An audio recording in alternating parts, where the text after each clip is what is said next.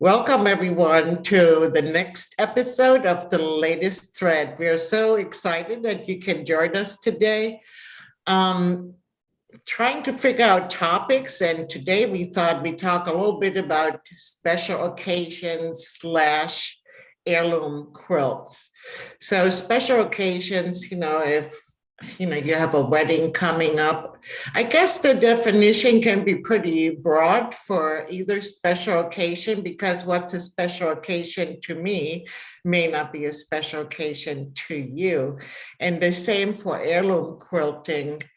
To me, that kind of means a little bit over the top quilting. In other words, not your everyday utility quilt, something that's more special. So those topics go right along with one another.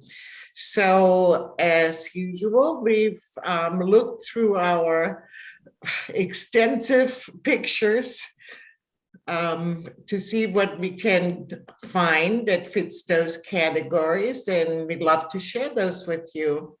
So Sharon, Yes. that's your cue. That's my cue. Okay, here we go. Oh, why do I always have to be first? It's alphabetical. Well, next time I'll do different, but anyhow. Next time I'll put them in reverse on purpose then. This is obviously a double wedding ring quilt, and I did not make that for a special occasion. My goal was to learn how to do, the curve piecing. Piecing is not personally my strength. I rather long arm quilt the quilt. So once in a while, I like to challenge myself. And yeah, it was a challenge too, because that fabric that actually makes up the arcs is not regular cotton fabric. It's like a textured fabric, which at the time I thought would be very pretty. But because it was heavier than cotton fabric, and to kind of blend the two types of fabrics together was not a very smart idea. So we live and learn. There's a lot of challenges with those curved piece quilts. Yeah. Hey, but it turned out I was satisfied with it. And here's a little detail. I just did arcs in the curved, quilting in the arcs. And then I actually used digital design. I quilted that on the Elevate for the centers because, yeah, it was just easier. And if you are lucky enough to have a computerized machine, then that's the perfect time to use it if you want to do something, a little bit more fancy, where sure you can do that freehand, but then that would require some marking or stencils even. And so in this case, I used the Elevate and just did some ribbon candy design in the melons. So that's that. Very nice. I like the texture and the mottled color of that heavier fabric in there. I do. Thank you. What color is the thread? Like a pink? It's actually a hot pink. I wanted it, because it was mine. It was, again, nothing special. I thought, you know what? If I'm going to use the Elevate, then I want it to stand out. So. Yeah, I like it with the. It pulls those pink squares right in. Yeah. Did you change the thread for the ribbon candy? No. You just used the same thread for all of it? Yes. It almost looks like it's a green. Like it looks like the feathers are green, and then the pearls and the spine for the feathers is like darker. Yep. That's the extra traveling on there probably. Probably, yeah.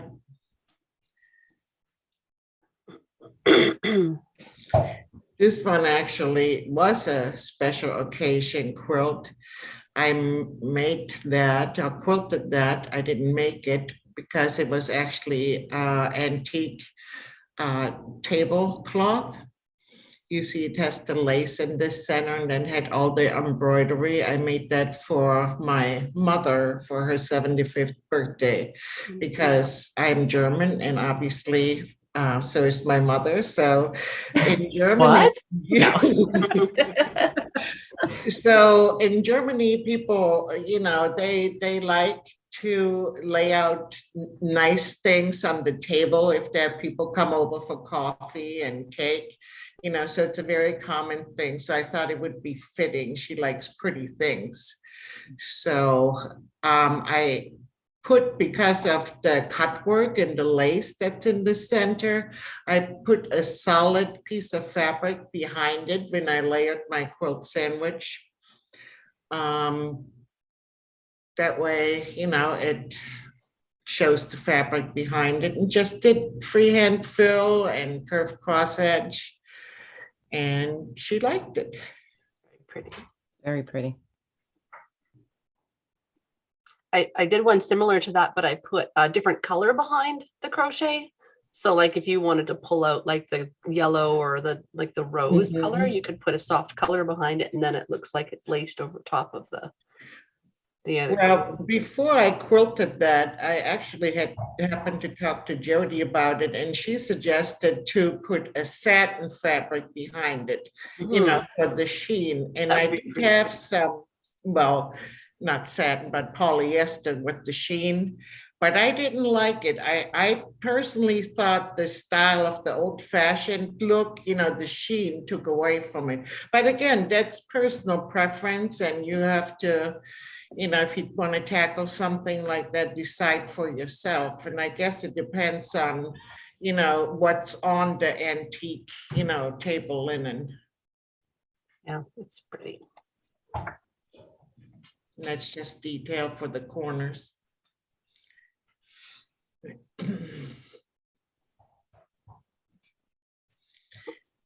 And this one is a customer quilt, and I thought it would fit in that category because a pretty basic star type pattern that was pieced, but by adding, all the ruler work, it totally, where you add all the movement, then that definitely changed the look of the whole quilt. And the border design was actually, sorry. I'll go back. I'm sorry. The border design was, again, a computerized design that I did on the Elevate. But because some of the circles were so big, I went back in and added some lines because I felt they were just too bubbly.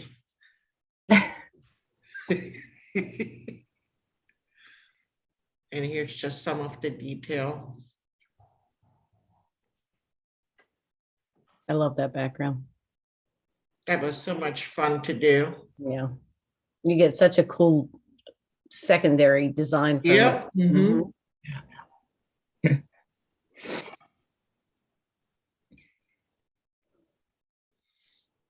And that to me is, I would consider heirloom quilting, because there's something, it's just, quilted a lot. There's a lot going on. You have the diamond design in the border. You have elegant designs in the triangles, setting triangles. It's just a lot. And the effect, I thought, was very stunning, especially on a two-color quilt, because then you can really see, the quilting. And that's just something to consider too. You have to, before you invest a lot of time in doing some fancy quilting, is it even worth it? Can you see it? So clearly, if I was dealing with more of a print, busier fabric, the effect wouldn't be the same. So I probably would want to do something less. But that's a customer quilt, and she made it for her mother's birthday, and she wanted to show off to her mom, how much she loved her with this really special quilt. So she actually planned to have it, quilted like that. And It was not done freehand. That was done computerized. I just want to make that clear. I'm not that good at doing all that freehand and looking so nice. That's not your superpower. That was actually done on the Statler. But it was fun seeing that I'm still learning the Statler slowly but surely. It was fun to actually, if you have something in your head, just if you're doing something freehand, you have a vision in your head, and when you actually can make it work, that's regardless, a great experience. So I don't have any special occasion quilts because I made about 2 and learned my lesson because I invested a lot of time. It come to find out that people just don't care about it as much as you did. And, when you see what they do with them, that was the end of that. Yep. So should I make someone a special occasion quilt? It's generally a giant meander over the top of something super fast because I'm not taking my chances of my time investment for their poor, behavior. So to me, I had to take it the other way. So it would be just heirloom quilting, which in my mind is just kind of over the top. Back in the day, I think to me, it was more about feathers, but really it's just super custom, I think, over, a lot of time invested. Not that this was a lot of time, but like the planning and everything was much more than I would normally do. Like I marked every line and so to me it was a huge investment of time, I guess, even though, it probably only took a day to quilt. It still, was an investment of time for me.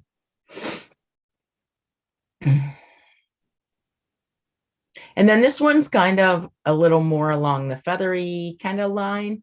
And I have to tell you, this was very hard for me to do. I mean, I had a plan, I knew what it was going to be, but it just isn't my go-to thing to do this kind of quilting. You know what I mean? It's just not if I were making a quilt for myself, it would not probably look like this. So it was really hard for me to do it. You put your Jody flair to it with the way the borders overlap. Well, yeah, it started that. Yeah. I mean, it's just hard for me to go all in like how I used to quilt. Not, you know what I mean? Yeah. It's just weird how that changes over time. But yeah, to me, this is a little bit more feathery, heirloom looking kind of thing. Again, so as far as heirloom, this didn't take much time at all to quilt. It was fast to quilt. But the look to me is a little more heirloom, I guess.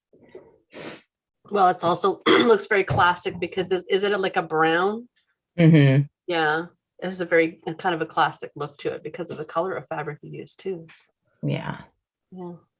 So I liked it when it was done, but then this is the one quilt that probably I've spent the most time on ever. And I'm not going to try to tell you it was like, you hear people, oh my gosh, I had 600 hours. No, more like a week and not like 40 hours, but I just I can't do it that long at one time because I get sick of what I'm doing too quick.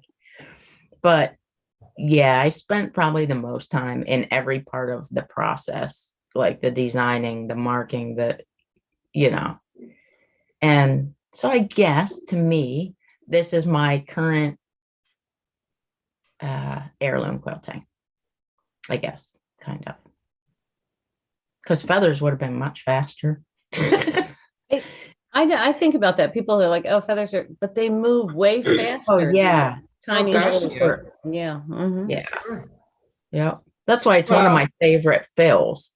Because if you use tiny feathers, it takes so much less time than if you were to like pebble or micro stipple. Mm-hmm. Well, but something like this that we're seeing now is, the accuracy and precision is just, critical in order for the design to work perfectly, Right. And whereas with feathers, not to take away from, people that are learning feathers, but if you've done feathers for a long time, you can make them look like you did on your last quilt that you showed, that they're perfect. But if you look close, and it won't change the effect of the design.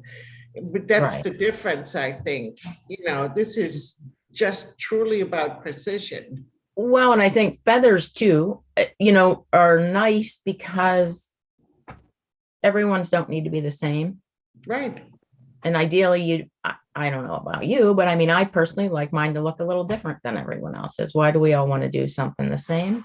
And so you have the option to make them all random, and then it's easier yet, especially when you're new, to make it a little bit.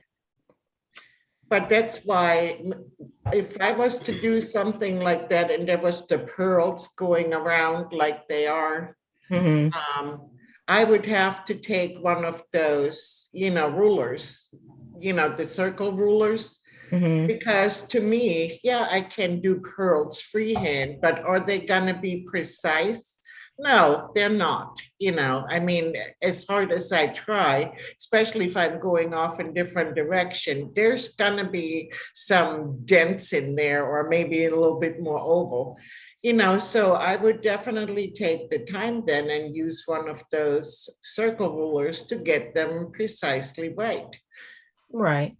Well, but I mean, because clearly I know this is not anywhere near perfect, any of it. But in the overall scheme of it, there's a lot of one thing, you know what I mean? It appears to be. And honestly, that's the beauty of hand-guided quilting. There's character to it. There's, it's not going to be perfect. And that's okay. We're not machines, we're not computers. And the background fill that you used around the pebbles was a really good choice to make them stand, not only to make them stand out, but if you were unhappy with the shape of one of your circles, right, because it was so dense, you could go up and fix it and nobody would even know. Yeah. That's why I use it all the time. It's the fixer. Very nice. It's still one of my favorites of yours. It really is. It's so crisp. You think it's a print, it doesn't even look like it's an actual quilt. It's so crisp.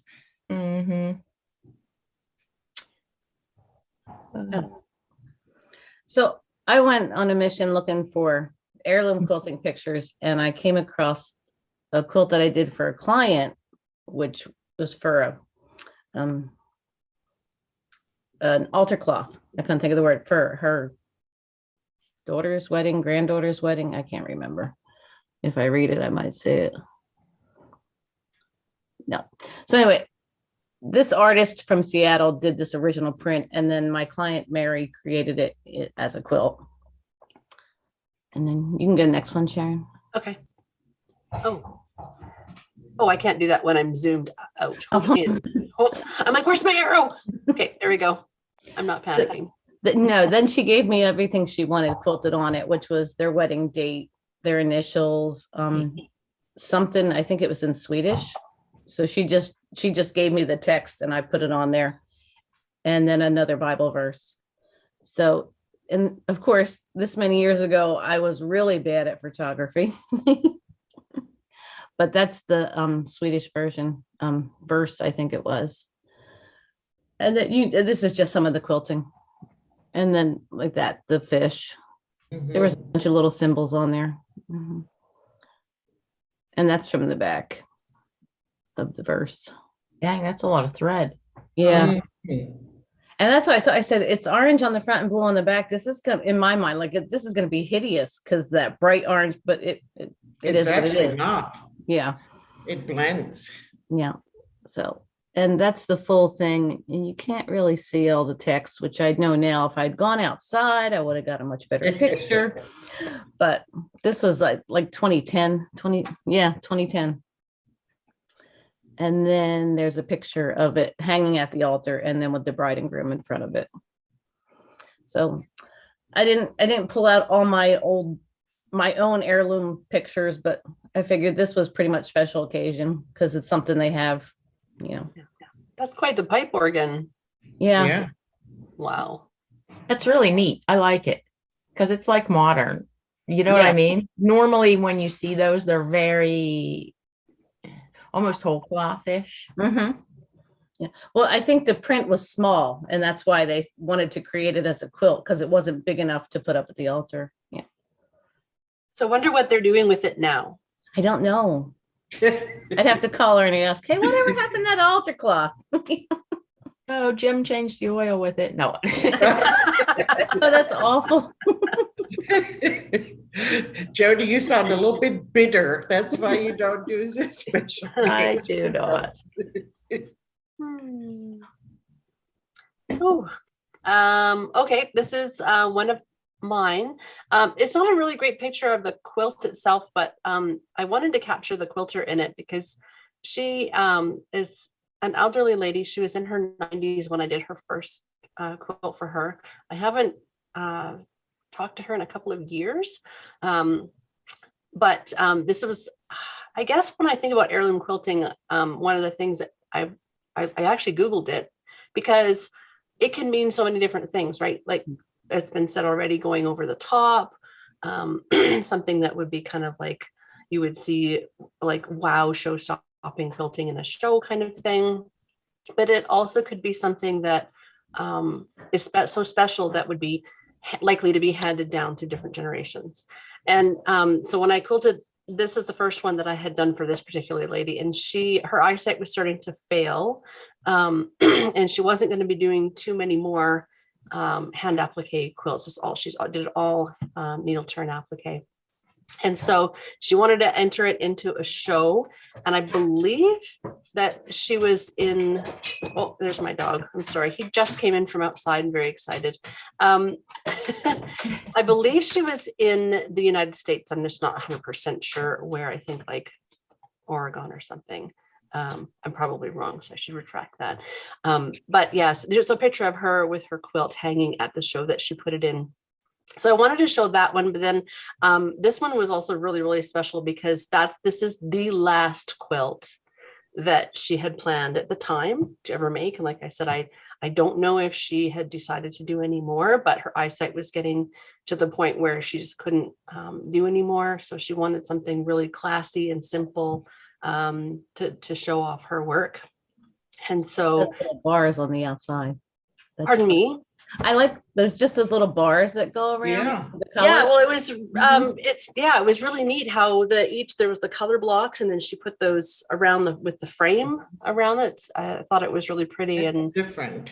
yeah, with the tone on tone green, it was nice because even though it was a darker color, being that it was a tone on tone, I knew it would still show the quilting, but still wanted to keep it kind of like simple and classy. It did kind of present a challenge with those bars because of the way they're framed in here, that this space is now a bigger square and then this is more narrow. So I decided when I think about heirloom quilting, I think about the classic, more traditional style. So I wanted to give her feathers and cross hatching and then just a pretty background fill to show off her work. And I hope that the last quilt and this one and all her others are ones that her family are enjoying and looking back on all of the love she poured into making them. So that is those. And then this one, I was actually like, I don't even actually have anything that I've made for a special occasion, but I do. This is a quilt that my mom made for my niece, so my sister's oldest daughter. And the pattern was called Bread and Butter, and I don't know the name of the designer, but the pattern was called Bread and Butter. And she just chose really soft, neutral, like taupes and caramels and creams and things to put it all together, which was a really, really soft blended background. And I thought that was the perfect canvas to do something a little bit more dressy on. So on this one, I actually quilted pantograph row, hand guided. I was not computerized at that time. Pardon me.